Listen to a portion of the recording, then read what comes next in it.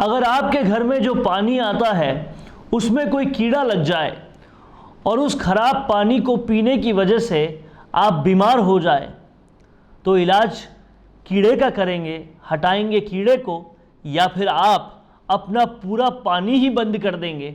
ये वाकई बड़ा सवाल है।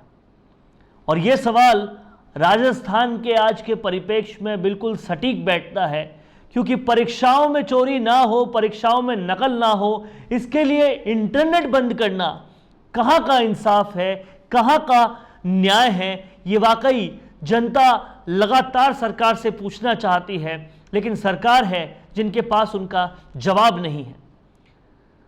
वो अपराधी जो नकल करवाते हैं, वो कर्मचारी, वो अधिकारी जो लिप्त होते हैं इस पूरे नकल के कारोबार में, क्योंकि पेपर अपराधी खुद तो नहीं ले सकता, उसको कोई ना कोई देगा ही।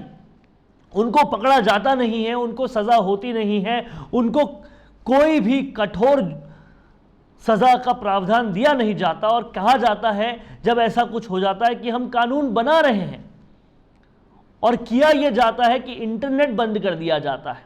लेकिन इसके पीछे जो रिपरकशंस होते हैं, इंटरनेट बंद करने की वजह से जो काम धंधा ठप होता है, क्या उसके बारे में सरकार ने कभी चिंता की है? इंटरनेट पर आज क्या कुछ डिपेंडेंट है, कभी सोचा है? हमें यह समझना होगा, यह सोचना होगा कि आज जिस युग में हम जी रहे हैं उसमें मेजरली सारा एम्प्लॉयमेंट इंटरनेट की वजह से है या इंटरनेट के ऊपर बेस्ड है। इंटरनेट आधारित नौकरियां हम लोग कर रहे हैं। सरकार को समझना होगा कि रोजगार का केवल मतलब सरकारी नौकरियां नहीं होता। रोजगार का मतलब होता है कि कोई भी कुछ भी काम करे जिससे अपना रोटी पानी कमाए। एक बार अपने केबिन से बाहर निकलकर अधिकारी और सरकार के नुमाइंदे अपने एसी वाले केबिन से बाहर निकलकर झांक कर सड़कों पर देखें कि कितनी कैब्स चल रही हैं, कितनी मोटरसाइकिल्स चल रही है, कितना खाना डिलीवर हो रहा है, कितने ऐप्स के थ्रू खाना डिलीवर हो रहा है, और कितने सारे काम ऑनलाइन हो रहे हैं, कितनी वेबसाइट्स बन रही है, कितने सारे डिजिटल मार्केटिंग के काम हो रहे हैं। उन सब पर बट्टा बैठ जाता है, वो सारे ठप पड़ जाते हैं। जो कैब वाले, जो फूड डिलीवरी वाले उसी दिन कमाते हैं, उसी दिन खाते हैं, उनके पेट के बारे में क्या कभी सोचा है सरकार ने जब वो इंटरनेट बंद करती है तब? और इस इंटरनेट बंदी की वजह से लगातार बहुत सारा नुकसान होता है, लेकिन उस नुकसान को सरकार नहीं देखती। और जो अपराधी बंद करने चाहिए, जिन अपराधियों की बंदी होनी चाहिए, वो बंदी आप करते नहीं हैं, और वो खुले घूम रहे हैं जो कहीं ना कहीं किसी ना किसी अधिकारी से, किसी ना किसी कर्मचारी से सांठ गांठ करके पेपर निकाल लेते हैं, लीक कर देते हैं, स्टूडेंट्स को बेच देते हैं, मेहनत करने वाले सारे स्टूडेंट्स पर बट्टा बिठा देते हैं। उनको कतई कोई फर्क नहीं पड़ता इंटरनेट चालू हो या नहीं, क्योंकि पहले से ही उनके पास पेपर पहुंच चुका होता है। उस गिरोह पर कार्रवाई नहीं करते, कार्रवाई करते हैं तो इंटरनेट पर, जिससे कहीं ना कहीं वो लोग जो एक बाइक चलाकर फूड डिलीवरी कर रहे हैं, एक बाइक पर किसी को बैठाकर कहीं ले जा रहे हैं, एक कार में किसी को कहीं बैठा के ले जा रहे हैं, कोई अपनी कैब चला रहा है, कोई अपनी बाइक चला रहा है, कोई अपनी फूड डिलीवरी कर रहा है, और उससे उसी दिन का खाना कमा रहे हैं, उसी दिन का खाना खा रहे हैं। आप उनके दिन भर के खाने पर बट्टा बैठा देते हो, ये आपने कभी नहीं सोचा, और ये वाकई सोचने की ज़रूरत है। कहीं ना कहीं जनता में आप रोज़ाना क्रेडिबिलिटी खोते हो ऐसा करके।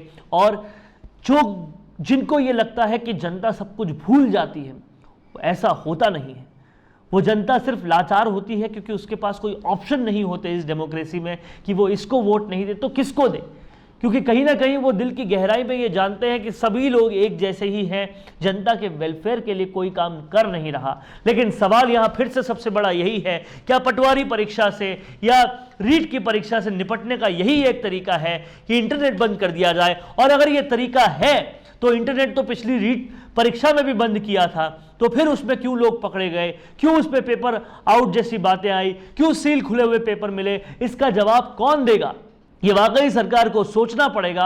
और इस तरह से इंटरनेट बंदी कर कर लगातार लोगों का काम खत्म करना कहीं का भी न्याय नहीं है, कहीं का भी सौहार्द नहीं है। जनता के लिए पूरी तरह से उनके रोजगार पे मार है, उनके पैसे पे मार है, उनकी दिन की कमाई पे मार है, उनकी दिन की रोटी पे मार है, उनकी भूख पे मार है। और इस बात को समझना होगा सरकार को। अगर सरकार नहीं समझी तो फिर कहीं ना कहीं जब पब्लिक के भी गले के ऊपर से पानी निकल जाएगा, जब पब्लिक का भी सब्र का बांध टूट जाएगा, तो फिर वो उसी तरीके से रिएक्ट भी करेगी। आप सभी लोग देख रहे हैं राजस्थान संवाद और हम यहां पर देते हैं राजस्थान का सबसे दिलचस्प विश्लेषण। अगर आपको हमारी खबरें पसंद आ रही हैं तो हमें लाइक कीजिए, सब्सक्राइब कीजिए, शेयर कीजिए और सब्सक्रिप्शन के पास बना बेल आइकन भी दबाइए ताकि हर हमारे एनालिसिस का सबसे पहले आपको नोटिफिकेशन मिले। बहुत बहुत धन्यवाद। अपने इंटरव्यू के जरिए लोगों को अपने और अपने काम के बारे में बताने से बेहतर और कोई तरीका नहीं हो सकता।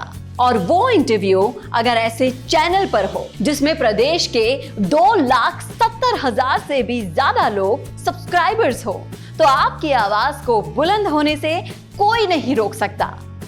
इसी के साथ उसी इंटरव्यू को हम लाखों की रीच और 3 लाख से भी ज्यादा फॉलोअर्स वाले राजस्थान संवाद के फेसबुक पेज पर भी प्रसारित करेंगे। इसके अलावा फेसबुक के कई ग्रुप्स के जरिए वो इंटरव्यू लगभग 50 लाख लोगों तक जाएगा।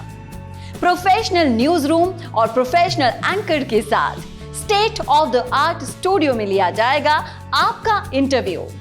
और जैसा कि आप सभी जानते हैं कि सैटेलाइट चैनल्स को टीवी पर देखना अब लोगों ने लगभग बंद कर दिया है और उन्हें भी YouTube या Facebook पर ही देखा जा रहा है।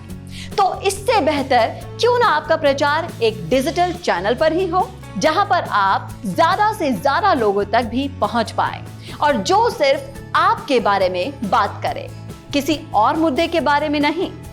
तो राजनीतिक रूप से आपको छाना हो या फिर अपने बिजनेस को बढ़ाना हो, करवाइए अपना इंटरव्यू और पहुंचाइए अपना नाम लाखों करोड़ों लोगों तक।